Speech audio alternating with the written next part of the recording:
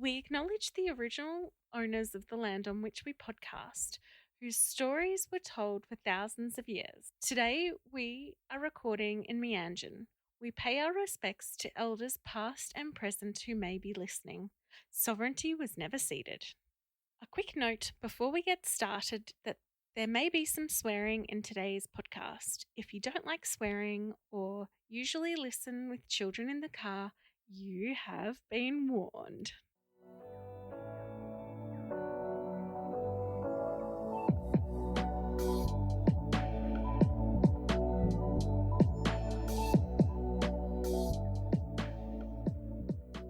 You're listening to What in the NDIS Now, a podcast where I, Hannah Redford, and my friend Sam Rosenbaum interview participants and providers about all things NDIS. Our guest today is James Reid. Top of the morning, Hannah, and thank you very much. Pleasure to be here. Oh, it's wonderful to have you here. So tell us about what you do in the NDIS. Oh, elite problem solver, I think I'd like to call myself. Currently, I'm in the role of people helping people officer. So my story sort of starts 4 or 5 years ago, where I fell into the industry because my son was diagnosed with ASD. Bit of a culture shock. Didn't know where to start and where to go. But being a very proactive dad, I started to do the job of a support coordinator subconsciously. Yep. And then when I actually met my support coordinator, they said, "You seem like you know what you're doing. Would you like a job?" And look, I don't believe in coincidences. I think things happen for a reason. I took a change, became a support coordinator. My background actually is in law and commerce with active law degrees and done all those exciting things, if you like that.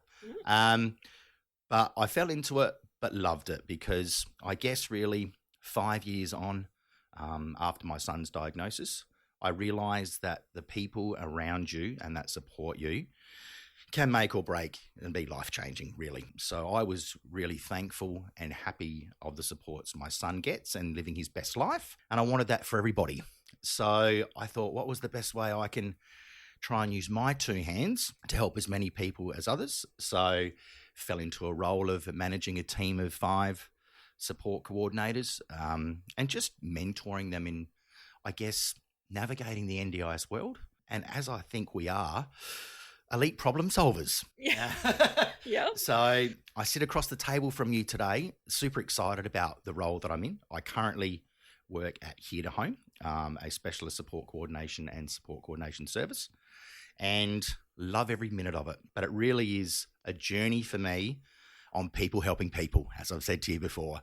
It's just so rewarding, and I absolutely love every minute of it. That's amazing. So, and you're from Adelaide. Yes, I'm from the southern state, and I said to my CEO a little way back, that I love the weather in Queensland, as I've said to you before, and that it's socially accepted you can wear shorts to work. So I said, why don't we branch out? I mean, we're extremely successful in South Australia by the people that we have working with us, and I guess our team-based approach. So I said, why not take this into the sunny state of Queensland? So we came over in late October to one of the expos there, and just to get a vibe of what Queensland was like, you know, good, bad or indifferent. And we loved it. We came away just going, how can you not enjoy getting up in 25 degrees 9 months of the year, Hannah? Yes. How can that not be the best start to your day instead of built and rain at the moment in the southern states and stuff? So yes, but again, as I said to you before, the journey of life is that, you know, we had one SSC in South Australia that moved up to the sunny state. They saw the light, so to speak, Hannah. Yes.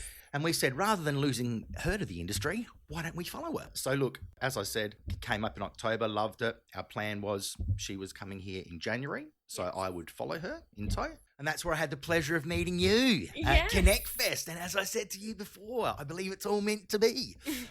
So look, just really excited. We obviously, thanks to your support and others, have some participants on the ground here now. So the wheels of progress are returning. And it's just, I don't know, it's just so rewarding because I think if you can help people in the smallest of ways, it can make the hugest change in their life.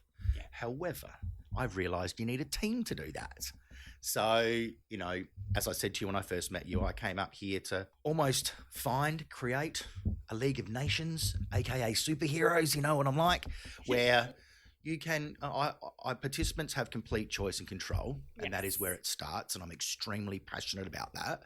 But I would love them to have complete choice and control over an elite group of providers. Yeah. So one where we say, you know, I have a friend of mine, Hannah, where I think that she can do X, Y, and Z for you to live your best life. Yeah. And just give our participants more of an elite basket, if you like, of providers to choose from. So that was just an epiphany I had like late last year, and then dumped that on your doorstep an hour after meeting you. But, you know, it's just about, I want to, as when I met you, I want to find some passionate people that have the ability to be able to pivot when the laws of the NDIS or goalposts change. And we can talk about that for a while, young lady, can't we? Yes. I mean, well, that's part of what this podcast is about, because the NDIS constantly change rules and what is happening and what they'll accept and tweak what is reasonable and necessary.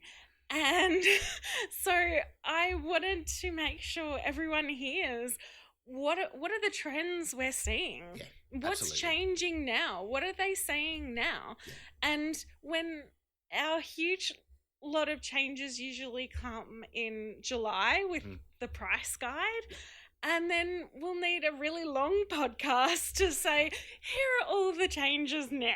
Yeah, absolutely. And I think as well, historically, a lot of support coordinators too are very gun shy in about trying to, I guess, utilise the NDIS to its full advantages for their participants, worried about whether they can or can't. You know, quite often when we will do the right thing and do a little web chat with the NDIS and ask them questions, we're basically asking those that have created the laws what's right or wrong. And coming from a legal background, obviously, what is reasonable and necessary is, you know, can be interpreted in different ways. Yeah. It can be successfully argued in different ways. Yeah. But I think just because goalposts change, there are always other ways to skin a cat, I think. But it's important that we just try and let us lovely little support coordinators and all those providers know what we can and can't do, because at the end of the day, participants' lives are dependent on it. Sorry, I hate the word participants too. I can't, you know, it's our NDIS members. For me, yes. The people we support. Yeah, basically, the people we just support to live their best life. Yeah. Because, you know, it's important too, I think, as well, for me particularly, where building and maintaining relationships is the biggest one for me. Absolutely. When you do that, you have an opportunity to at least find out what people needs are, and then obviously find the providers that can match around that. There is never one hard and fast rule. Never. Never. And that's what makes it so exciting, the job, I think, because we really are just in the industry of people helping people on their journey of life. Yes. So the more people that you have in an elite group that can do that, I think the more successful outcomes that you have. Yes. Easier said than done, though, Hannah. Oh, yeah. A lot easier said than done. It takes a lot of networking. It does. It does. Which I love networking, but then I don't get paid for networking. Well, you don't get paid tangibly at the front end, but I think at the back end, ultimately, and this is a thing too where I found, you know, I certainly won't name names, but you can find out pretty soon whether a provider is solely and wholly seeing a dollar sign over an NDIS member's head. And that at times can be very deflating. I come from, whilst I was doing my law degree, I had to pay for it, of course, and spent a lot of time at the top end in hospitality operations. So customer service was it. Yes. That made or break your business. I firmly believe that if you just provide good service, the reward follows. Yeah. Namely, getting paid for it. And word of mouth has been probably the biggest success story to hit home, I guess. And that's just a credit to the people that work with us and the reputations they have. We don't have to always be right. Yes. But it's important that when mistakes are made or there is a need to acknowledge, you do. Yeah. I am sorry. I made a mistake, Hannah. Yes. Because if you assume you're not going to make a mistake for the entirety of one of those NDIS members' lives, you are telling porkies, young lady. Yes. And that's that thing about building and maintaining relationships. You want to make sure because of choice and control, participants make change all the time. Just because sometimes a change is as good as a holiday. And you find out pretty quick when you're dealing with providers and if they want to make a change, exiting a relationship with class. Oh, yes. Yes. That is a podcast for another day. And I think that's where you find out the true colours, I guess, of providers. And sometimes I don't think a lot of providers realise that, well, Adelaide's certainly a small place and that word of mouth goes a long way. Oh, yes. So, what do they say? 1 negative turns into 3. Yes. So, yeah, I guess we have found out as well when relationships needing to cease or change, just to exit with class, Hannah. That's all I'm saying. Yeah. Because tomorrow you might be using the same provider and having to problem solve with them. So, it is all, I think, the successes and the overall quality of life of those people that we help all comes down to building and maintaining good working relationships. It's exactly the same in Brisbane. And I think not just with the people that we support, but also if you have staff that leave your company, you need to do that with class. Absolutely. Because then they go and talk to everyone as well. And there have been companies that I've left under pretty bad circumstances. Yeah. We've all got the because t-shirt. Because you don't leave a job because you don't like most of the time because you don't like it. You leave it because of bad management. Absolutely. And it was some poor management. And I think that if as a manager you can say, well, that's unfortunate, but I wish you all the best, then someone is more likely to maybe in a few years come back around and want to work for you again. Absolutely. Or something like that. But I have heard, a few providers get a bit upset when their support workers leave and they're like, oh, but I trained them and I did this and I did that. And I'm like, no, you're just making a better overall workforce for the whole of the industry. And that's what we need more than you keeping that person to yourself. And just, like you said, do it with class. Yes, definitely. And just go, okay, no worries. Let's make sure you have a good reference for where you're going next. Let's make sure, you're happy and everything is squared away. And the power of positivity, Hannah, and class. You made a couple of good words there.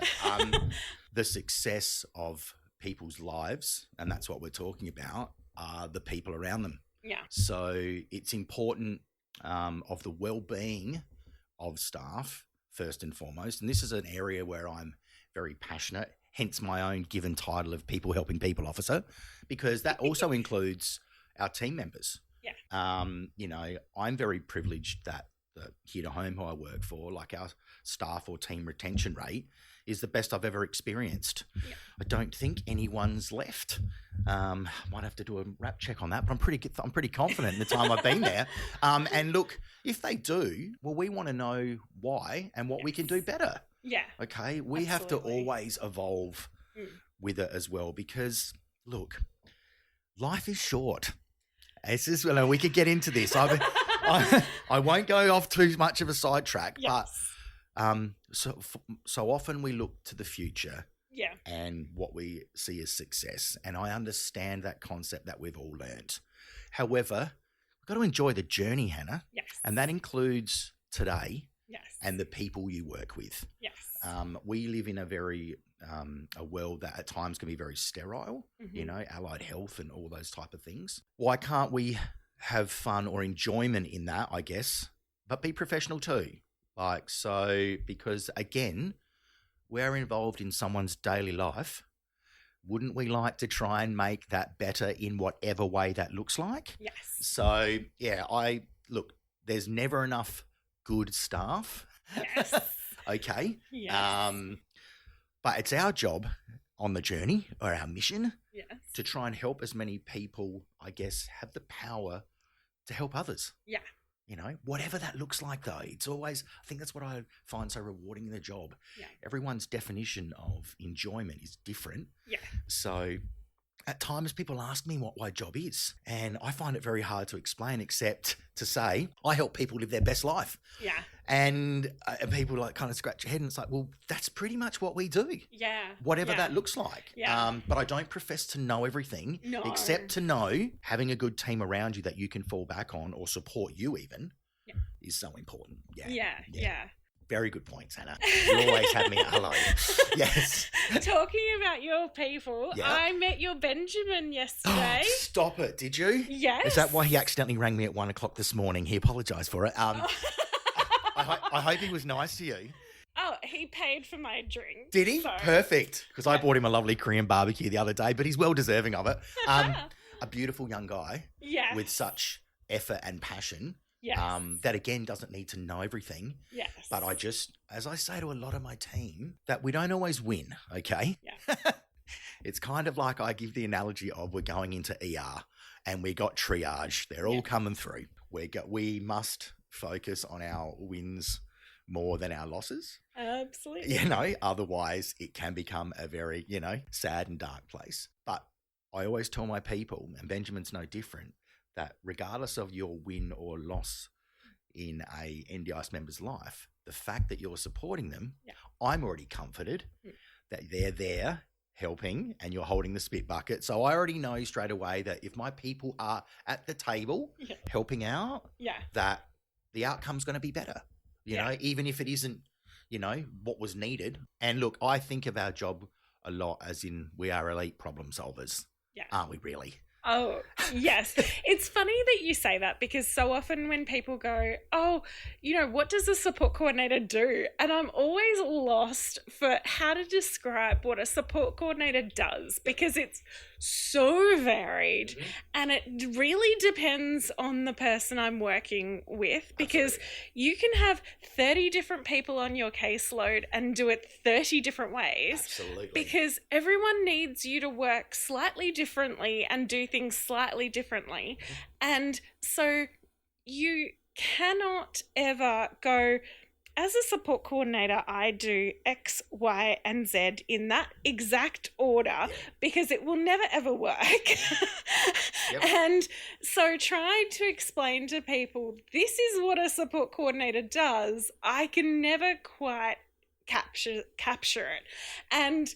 But it's so funny to every now and again what I said to Benjamin is there's every now and again, and it's solely to do with the NDIS, never the people I support. I love them. Yeah. But every now and again I regret every decision I ever made that brought me to this moment in time. And I curse the darkness. Just call me, okay? Because that's normal, all right? That's absolutely normal. And then I get up the next day and I'm like, all right, back at, hitting my head against this brick wall. Yeah, absolutely. Absolutely. But it is sometimes like that, because you're just like, what? Yes. Why? Yeah, and you are naive to think that you're not dealing with people's personal emotions in this space. Yeah. It's their lives. Yeah. And sometimes there's barriers of communication and others. You make a really good point about when you get to that point, all right? Because everybody gets to that point. You need to have someone to call and vent to. I make sure that everyone has that. Yes. And I tell my team members, and they do it for me equally as well. Yes. That venting and getting it off your chest is part of the process. But then you can, you get a nice sleep into you and something to eat and take a breather. Yes. I have to remind myself that every day I wake up, that I have a privileged role, that I get to help 30 people, as you said, live their best life, whatever that looks like. Yes. And be an elite problem solver. Well, I think about that, because people always ask, like, what do you think your point of difference might be? I hear that a lot. Yes. And I hear a lot of rehearsed answers. I want to help people live their best life. And none of that is wrong. No. But when I'm looking at a point of difference of myself and others, because as I said to you before, my background came from law and dealing. When I was a solicitor, I dealt with SGIC, which was a compulsory third-party provider in South Australia. So I worked on the other side of insurance and things like that. So it can be very daunting because we're dealing in this world. But it's not. It's important that we continue to push the boundaries within reason, okay? Yes. And to ask questions. Yes. And it's okay to get no. Yes. But then it's important that we just come around another way and see, is there another way we can do this? And that's where I find the greatest enjoyment is collaborating to be able to just have a real unique set of skill sets to problem solve. Yeah. Yeah. To don't take no for an answer. Yes. How do we do it another way? Yes. And if I don't know how to do it, then I'm going to ring Hannah and see if she knows how to do it. Yeah. And I think we all, rather than keeping your cards to your chest, so to speak, Yes. I think you should be able to stand on, like I tell my team and myself that I'll conduct myself as if the entire world's looking at me. Yes. It's the way to do it. Yes. But that doesn't mean that I'm not going to ask questions or say, I don't know, Hannah, but I'm going to go and call someone and see if I can find out. I think sometimes we're a little bit too gun shy historically because, people are worried if they get it wrong. Yes. That there is huge repercussions.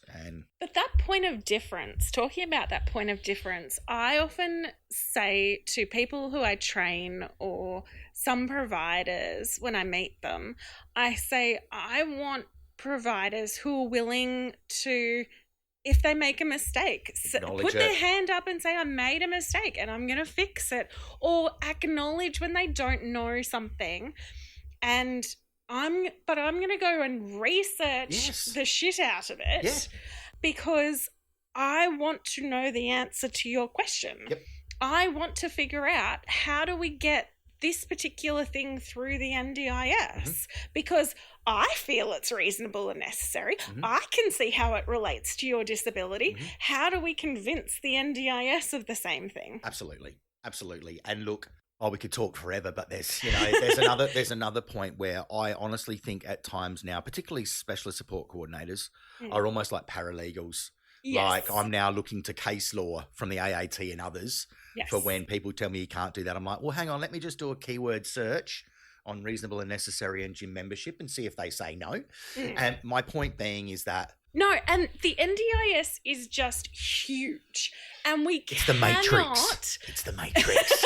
I'm telling you now, that's how I look at it, okay? There's no one person, all right? No. Yes. Well, so I often... And it's deliberate. I often say to support coordinators, you need to know, like, that all of these things exist, at least. Like, no, like the headlines in a newspaper. You need the headlines of everything. Knowledge. But then you need to be in the detail of the few things that you definitely do day to day, right? You don't have to be in the details of all these other things. You just have to have the headlines of those.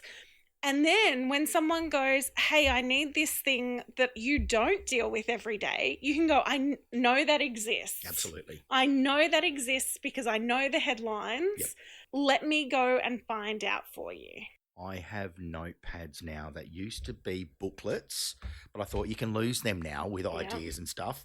So I love to use the old iPhone notes. Yes. My point is I do a lot of jotting because of that exact point, reference points. Yes. My team often says you have the worst short-term memory, James, but I like to tell them I've got an overflow of information. Yes. Come back to me in one more week and I'll remember it. But I guess it's breaking down the walls of fear of asking. Yes. And you can ask more than one person too. Okay? It's okay. So what one of the things that bugs me the most about the NDIS. Yes. Well, there's several. There is. Strap yourself in. But I'm listening. My number one is how inconsistent it is because the NDIS is not one hive mind. No. The NDIS is individual people who are then interpreting what they believe is the NDIS and the philosophy of the NDIS. So you can ask or send your stuff off and it lands on Fred's desk. Mhm. But then Bob could have a totally different opinion, and if it landed on Bob's desk, there would be a totally different outcome. Absolutely. But that annoys me because what happens is we can one day have the same sort of reports and send it in and get everything we needed, and the next day get none of it. And you're like, it's maddening because you're like, what is happening? Yeah. So you could know all the case law in the world and it still doesn't help. And then quite often support coordinators, particularly are gun shy, where if you're not getting it in writing, you can't do it. Yes. What NDIS person at all, if you interpret it different, is going to put it in writing and say it's okay? Like my point is that like I shouldn't say it as in seek forgiveness, not permission. In some respects, my point is that what's reasonable and necessary is an interpretation. We are dealing in the legal realm, I guess. Yes. So as long as you've got your ducks in a row, as your justifications, it's okay to be wrong. Yes. Okay. And still have done it. My point is fraud and all those things they look at is when you're blatantly having disregard to the NDIS legislation and you're doing it with ulterior motives. Right. So, and that happens a lot. Like, let's be honest about it. But I don't think it happens as much as people think that it does. Well, AI is picking up a lot of if it's happening. So I agree with you as well because there's obviously I understand there's a lot of scaremongering tactics used to avoid abuse of funds and others, but that shouldn't stop us trying new things if we think it's justified. Yes. We believe it's reasonable and necessary. The participant and the supports around them do. So why wouldn't we have a crack at trying to get, it funded because it can change people's lives. I think now part of our role should be challenging the norm for, it's okay to say someone needs X amount of hours for a speech therapist and an OT. But maybe they just need some time to chill in a beautiful 25-degree heated pool and enjoy a bit of hydro for sensory stuff. Yeah.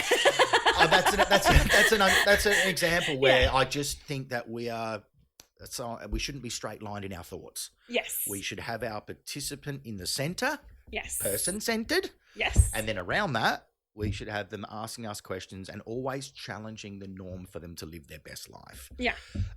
What are your thoughts? We can talk about this forever. What are your thoughts on the NDIS though? Like the scheme and others. That's interesting because that's actually one of my questions. It's the last question. Okay, so do we hold off then until then? Well, I mean, we can have a tackle at it now. Okay. Yeah. No. So in your ideal NDIS world, what would you like to see? What would I like to see? Or how would you do it? Well, you know that I'm the power of positivity guy and the most optimistic. I think one thing I learned when I started doing this, I guess professionally, if you like, was that when we didn't get a result from the NDIS that we wanted, we're so very quick to look at them, throw stones and everything else. And because there's emotion with that and there's frustration. Right. Okay. Yeah. I like to think that there are a lot of countries that don't have this type of support network for those living in disability. I heard something randomly on a podcast in the car once where I don't know if this is exactly correct, but 7 out of 10 people that can't walk are living without a wheelchair. Yeah. And I went, wow, 7 out of 10 or something that high. We are so quick at times to throw the baby out with the bathwater that I think sometimes as support coordinators, because obviously we support participants. If we tell them that, oh my God, we didn't get what we need, the whole henny penny, the sky is going to fall in. What are they going to think is going to happen? Yes. I think part of our job is to be able to elite problem solve again and work it out. So there are a lot of strategies, but are you asking me what I'd want to change about the NDIS? Yes. I think knowledge is power. Yes. Communication is key. Yes. So I think, and maybe this is part where we come from, I think we need to have more forums or discussions to hear solutions of how things have worked and just not the black and white, because we don't live in a black and white world. No. So what I am really worried about though is when is this funding gonna just break and we can't afford it anymore. Okay, so I want to kind of, I know that's tomorrow's problem, but that's one of the things that actually worries me a little bit with, obviously, it's getting harder and harder now to actually get into the NDIS. Not impossible, but certainly difficult with barriers. Right. That I worry about it, Hannah. Okay, so there's been a lot of studies on this, that the NDIS, because the NDIS, what they fund, that money is for by and large is for people, right? Yep. It's for supports. It's generally not for stuff other than like, wheelchairs and beds and things, but not that many people need those things, right? So it's really for people. And then when you pay people, they pay tax and they spend money. And actually, the economy is getting $2.50 back for every $1 spent in the NDIS. So that's great. So, in my humble opinion, I think that the government should just throw all the fucking money at the NDIS. Got my vote.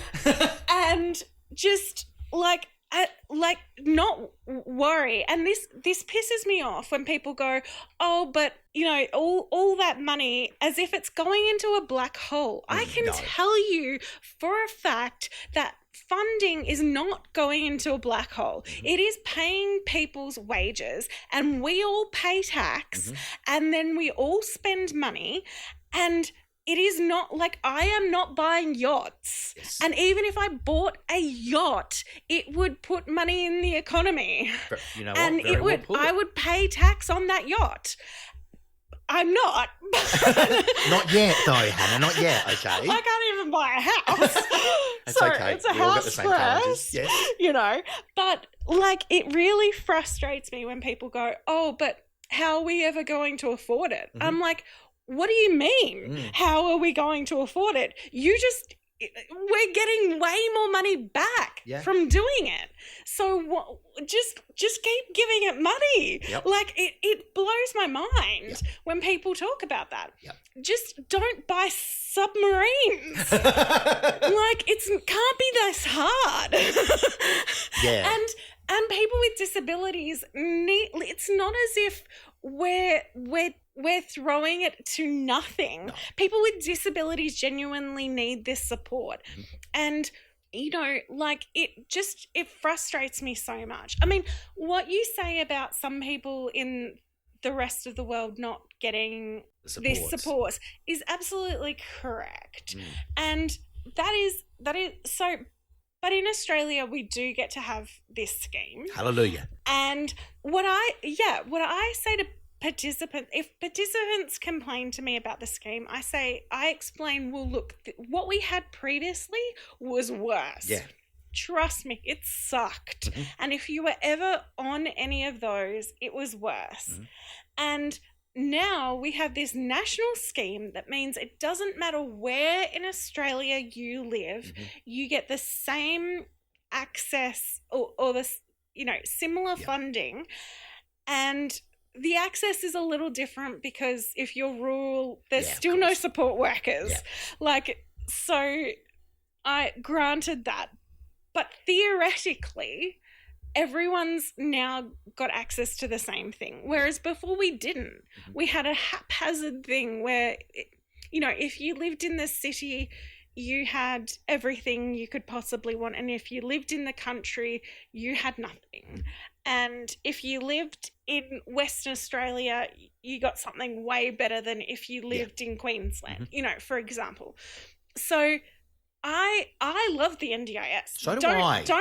And that's the thing too that I really want to highlight, that too many people out there, when something doesn't go right, it's throw the baby out with the bathwater. I think it's brilliant, and I would not want to get rid of it. What I would personally like to see is on plans the getting rid of categories. Oh, because absolutely. That what it does is it confuses participants to no end. Every time, one of the first things I do when I sit down with a participant is I get out their plan, and then I draw all over it and say, this category pays for these people, and I write on it, and I say, then this category pays for these people, and I shouldn't have to do that. It's too complicated and convoluted. And in the end, like, sometimes you do need a bit more here and a bit more there. So why have these categories? It is so frustrating. I agree. You should be able to just turn around and go, hey, I think I might have a little bit of SLES this week. You know, as long as I'm in the age bracket to have SLES.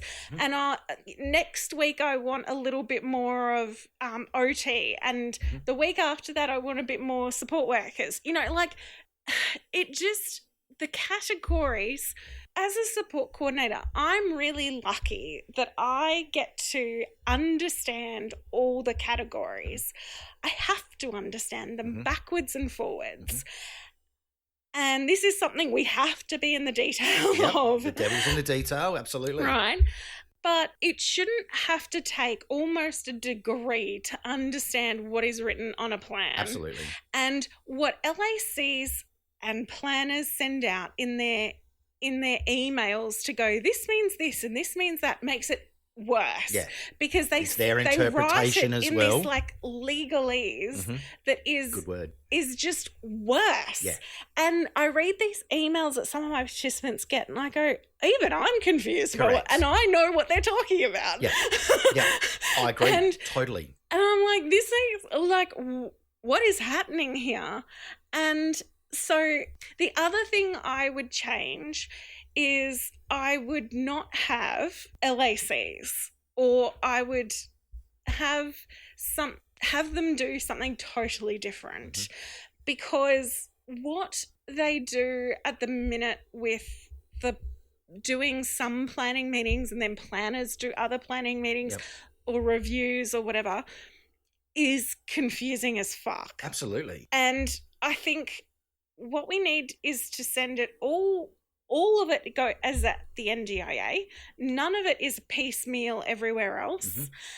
And all of them should have some understanding of disability. There should be no one in the NDIA that is hired that does not understand disability. And my problem is that that's not happening. That's not happening. Let's be honest. So that's the other thing I would the other bits I would change. Like what LACs might be useful for is as people who do hold forums in the community. Forums, there it is. And are there for people to come, like, physically come in and talk to someone about what's going on and they're not sure where to start. If you just had them as like someone there physically, which the NDIA can never be, then you'd like that would role better. Would be much better. Yeah, it would be. But more efficient, I guess. Having them do some plan reviews and planning meetings, it just has never worked. There's not any consistency. There's no consistency. There isn't. And that's where confusion is bred from. Right. Look, great points. I spoke to a plan manager a year or so ago about this whole thought of, there's a bucket of money in IDL and none in core. Yeah. And you've got to go to a plan review and wait for 3 months while this person's without supports. Right. Which would just be so easy to flip. Right. And make common sense as well and be more efficient. Yes. And they did that for a little while too. Yes. And then they went, I don't know, we're not going to do that anymore. Right. Even when it comes to funding for supports, I mean, I and my team certainly do a lot of work unfunded, and this is another thing to talk from purely and simply because, we run out of funding, and while we're waiting for more funding, we're not going to go and leave a participant high and dry. We're not one of those people. No. This is a lifelong journey. Right. I ain't going to abandon you in your time of need when it comes to money. Exactly. But it shouldn't be that hard with just being able, if you're doing your job, to be remunerated for it. Yes. And if there's they could have 50K in core, they're not touching. Yes. And have depleted, the use with you, and you can't just be paid. It's it's something where I agree with you that, and I think it's going to happen too. Like, I'm the world's most optimist. Right. Okay. Because I'd heard some whispers about it. They've talked about it a few times, but then they go, oh yeah, we're going to do that at the next, at July, Mm-hmm. and then it doesn't happen, and then they renege on it. Yeah. And I'm just like, no, we just need it now. No more stuffing about. Yep. We need to get rid of those categories and have more sensibles about this, because people know what they need. And it is never just 24 hours of support coordination. Yeah, but someone's making that determination with just a quick meeting of the person as well. Like, so again, funding and with support coordination could be a whole podcast. Yeah. But I just want to see progress or discussion being made about it. Like you said before, one of the things that got me super excited when I came back to sunny Queensland last month or the month before was I had the pleasure of going to the Redlands Disability Network down there in Redlands. Yes, they're great. And I want them in SA. Yeah. Okay. And purely and simply because they had brought a customer engagement officer or someone from the NDIS that gave some lovely little chatter about things that are going on. Yeah. Some very basic Royal Commission discussion. And I came out of that with my legal background, just getting all excited going, oh, people are talking about this. Yeah. But I had no idea back in the southern state. Because I just think that those type of, and the Logan Disability Coalition's another one that I had the pleasure of going to this week. I love getting in and talking to other people that are passionate in this space about making positive change. Yeah. Because at the end of the day, there are those people that are living with disability in the world with zero supports. Yeah. We have to show gratitude for having the system. It's flawed, okay? But shit, the matrix is big, mate. So it's either you take the red or blue pill, remember? And we'll see which way rabbit hole you're going to go down. Yeah. My point is, without it, people's lives would not be as good as if we did have it. Yes. But we got to always strive like a business to be better. Yeah. To be more efficient, to be able, because I believe with the removal of, categories and just having ultimately a pool of money that's used for supports, we'll avoid a lot of clog-ups in the system. Plan reviews, broads, change of situations. You're doing one of them to basically say, can I borrow some of that money that's already sitting there that you've allocated to him, but it's just in a different bucket? Right. Come on. So there should be a formula. I don't know, but I completely agree with you. Yeah. The other thing I might change is the colours of the logo. Purple and white just don't do it for me for some reason. I feel like a nice green, something a bit more vibey, maybe yellow. But again, from a personal perspective with my son, extremely grateful for what I have been given from all of those people out there paying taxes. Thank you, including myself, okay? Because it's been life-changing. Yes. And there's just no better reward than when you see small wins turn into big wins for participants. Absolutely. So, but again, Hannah, that's what I like about you. You make amazingly good points. And I just think it's important to talk about it. Yes. A rolling stone gathers no moss. Right. I come up with a little few cliches in my time. But it's true, though, because that's what gives us the motivation to wake up in the morning. Yes. Change. It's okay for the goalposts to change. Yes. As long as, one, you're telling us about the change. Right. Okay. And and not just putting it on the NDIS website and saying that's enough. No. I want someone to put it into maybe a music song for me or something that I'm going to remember as I'm cruising on a along. TikTok, on an email. Yeah, don't be frightened to, we're an NDIS registered provider. That shit around. Absolutely.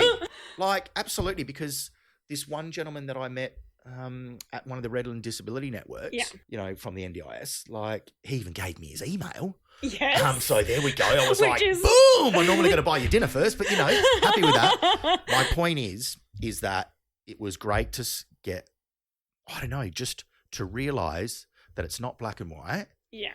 We do live in the grey area, but we have parameters that we can work in. Yes. But let's do it collaboratively. I can't even say the word in the morning. But he was just a great resource. Yes.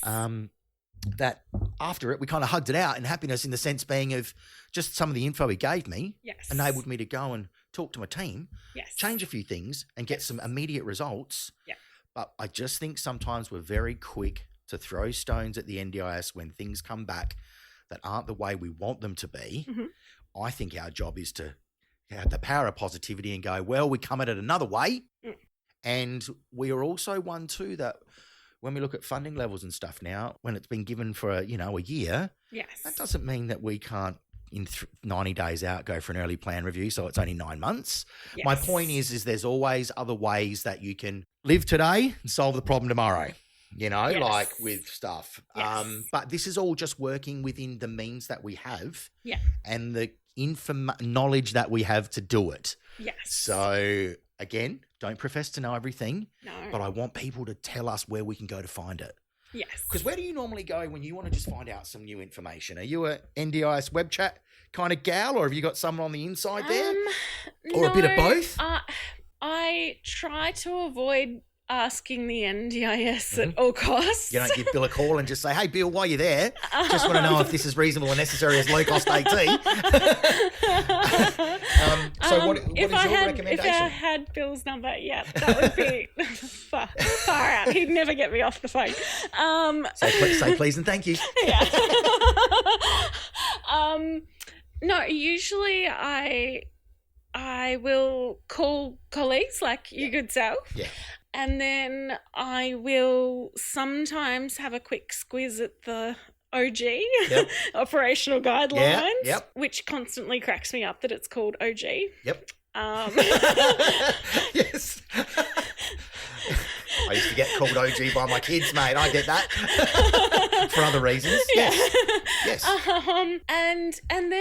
And then at the end of the day, I just, pray to the NDIS gods and send information that I've got in and hope that it works. Yep. I guess the other thing is I read, I've got a subscription to the DSC newsletter. Yep. So I'm always reading whatever articles they're willing to write. Yeah. I will read it. Yep. Which are generally, very good. Yep. And I'm subscribed to the NDIS provider newsletter. Mm-hmm. So I generally peruse that. To be fair, often they repeat themselves. Yeah. And so there's often... And I call it the rehearsed answer. At times they give you the black and white answer, and I'm not looking for that. No. So you make some good points there, which I concur with my learned friend, and they are as follows. You normally ring a colleague first, and that's what we all do. Yeah. So often when I hear some of my team members rightly say, oh, look, I'm just going to go and ask the planner, I don't start there. Because we're going to have a difference of interpretation more often than not about what's reasonable and necessary. I am asking the matrix for the rehearsed answer of what is reasonable and necessary.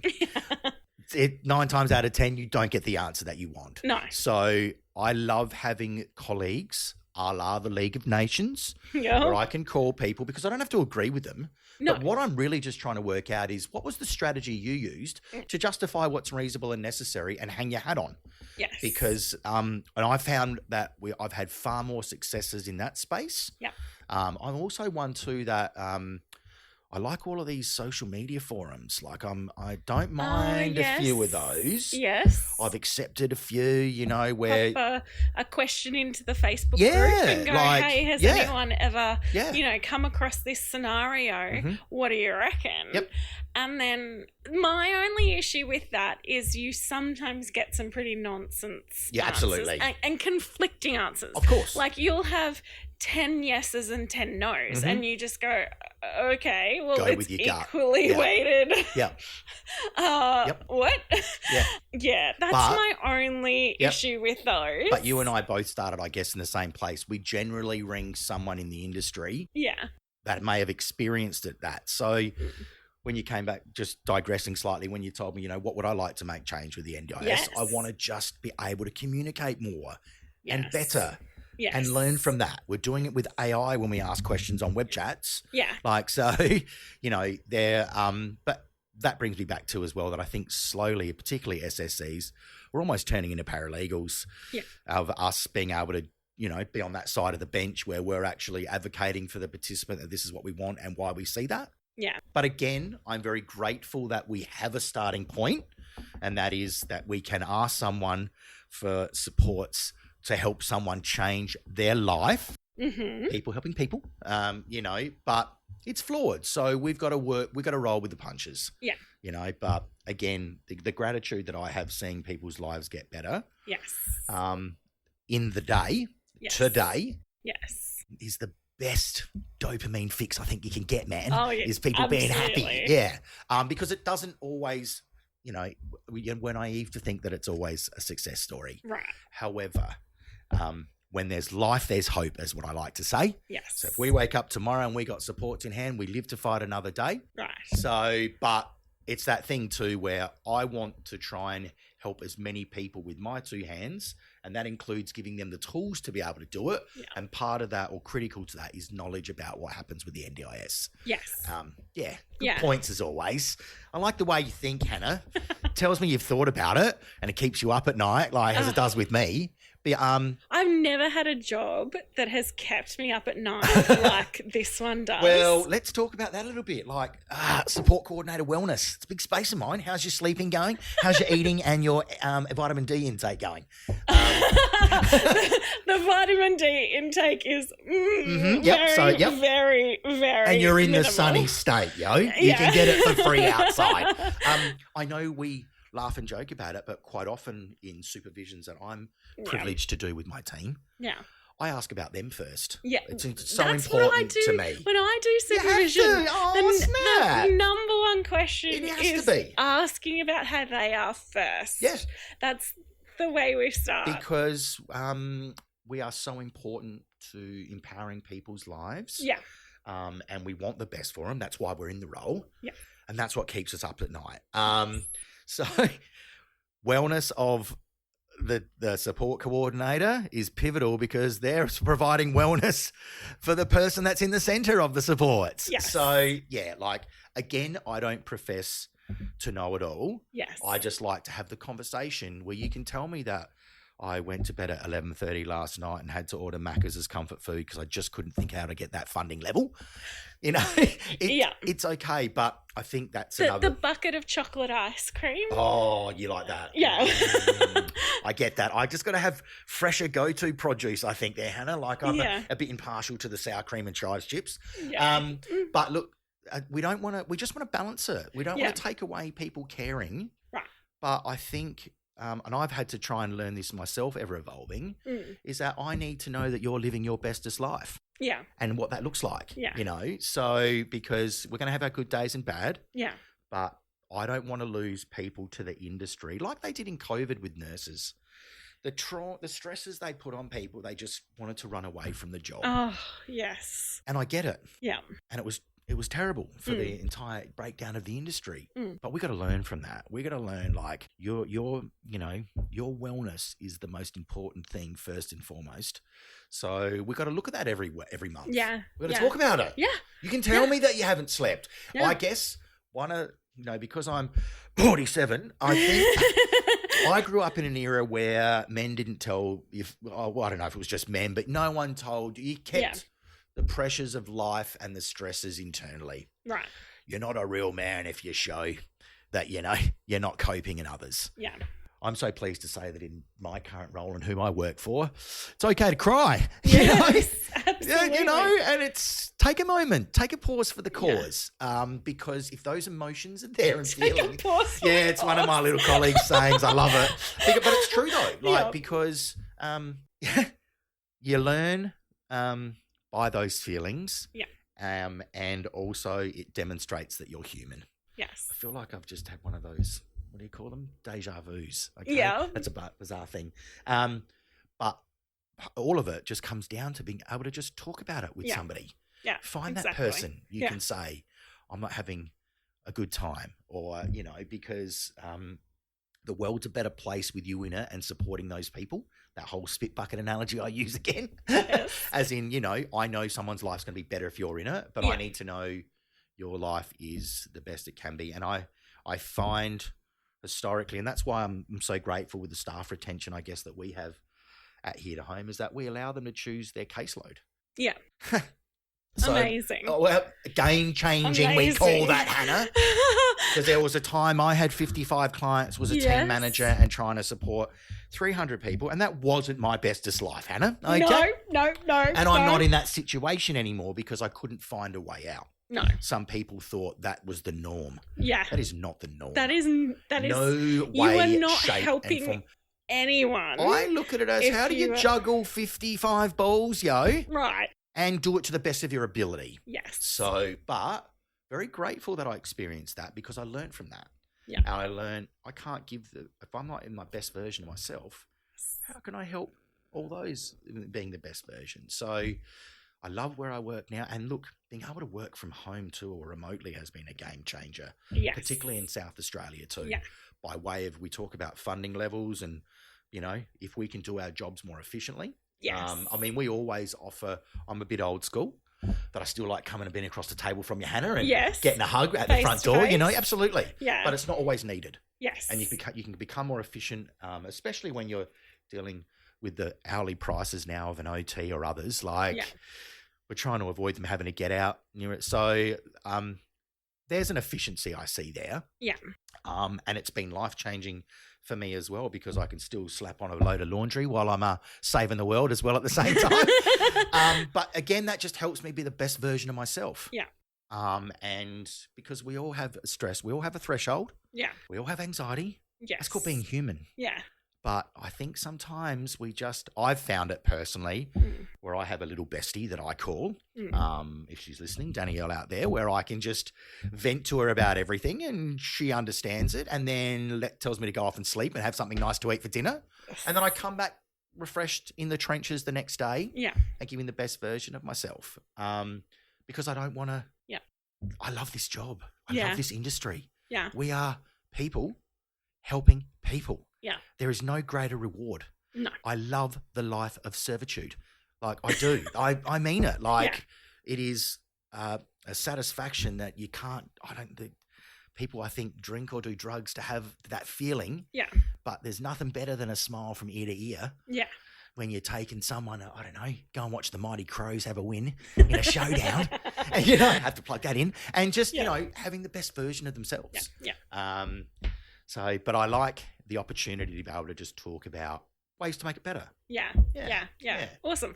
We do have to start to wind up, because we've got to get to our next. We've got an action-packed day. Yes, we do, and I appreciate that. Thanks for doing it. So I was just going to finish off with, do you have any plugs? Anything you want to plug? Well, I'm on a journey of people helping people, and I have some amazing people that feel exactly the same way. Yeah. So here to home, obviously, of whom I work for. We're very lucky that I have some, obviously, SSCs and SCs up in Brisbane that are extremely good and passionate about what they do. So if they need a hand, by all means, heretohome.com.au.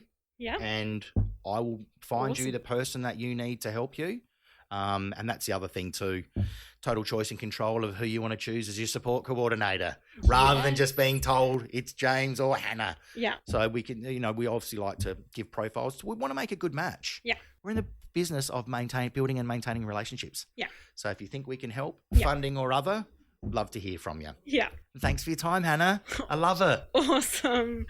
Thank you for listening. Please share with people you know. Until next time, as the Green Brothers say, don't forget to be awesome.